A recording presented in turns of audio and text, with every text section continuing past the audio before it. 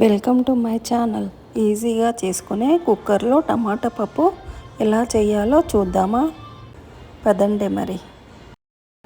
ముందుగా ఒక గ్లాసు పప్పు తీసుకొని కుక్కర్లో వేసుకొని ఒకసారి కడుక్కొని పక్కన పెట్టుకోవాలి.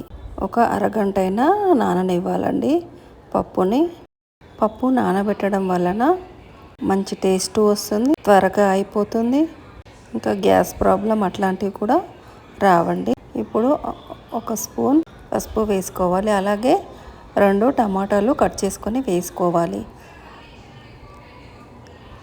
అందులోనే 2-3 పచ్చిమిర్చి కట్ చేసుకొని వేసుకోవాలి. అలాగే హాఫ్ ఉల్లిగడ్డ కూడా వేసుకోవాలి. అలాగే కొంచెం కరివేపాకు వేసుకోవాలి. అలాగే కొంచెం కొత్తిమీర, 1 టీ స్పూన్ కారం కూడా వేసుకొని మూత పెట్టుకొని 3 విజిల్ వచ్చే వరకు ఉండనివ్వాలి. 3 విజిల్ వచ్చిన తర్వాత, విజిల్ పోయిన తర్వాత కుక్కర్ మూత తీసుకొని చూద్దాం. చూడండి కలర్ ఎంత బాగా వచ్చిందో, చాలా బాగా వచ్చిందండి. ఇప్పుడు మనం పోపు పెట్టుకుందాము. పోపు కోసం చిన్న కడాయి తీసుకొని అందులో 1 టేబుల్ స్పూన్ ఆయిల్ వేసుకొని, ఆయిల్ హీట్ అయిన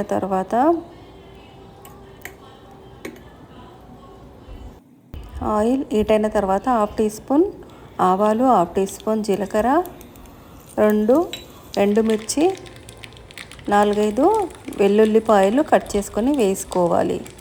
ఇవన్నీ వేగిన తర్వాత కొంచెం ఇంగువ కూడా వేసుకొని కొంచెం వేగిన తర్వాత పప్పులో వేసుకోవాలి. ఎల్లిపాయలు వేసుకోవడం వలన టేస్ట్ బాగుంటుంది, స్మెల్ కూడా చాలా బాగుంటుందండి.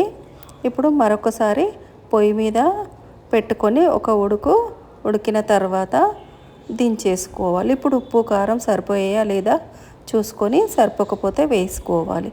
నాకు కొంచెం ఉప్పు సరిపోలేదండి, వేసాను. నేను కారంలో ఉప్పు కలిపి పెట్టుకుంటానండి. పప్పులో అయితే ఉప్పు ఎక్కువగా పడుతుంది, అందుకే వేసాను. కావాలంటే ఇందులో మీరు చింతపండు రసం కూడా వేసుకోవచ్చు, నేను వేయలేదు. అంతే అండి. ఇప్పుడు ఒక గిన్నెలోకి తీసుకుందాము.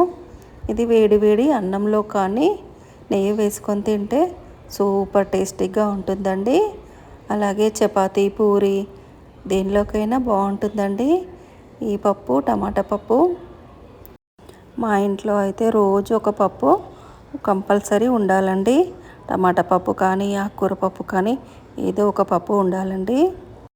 పొద్దున అడవిడి లేకుండా ఇలా కుక్కర్లో అన్నీ ఒకటేసారి వేసుకొని చేసుకోవచ్చండి.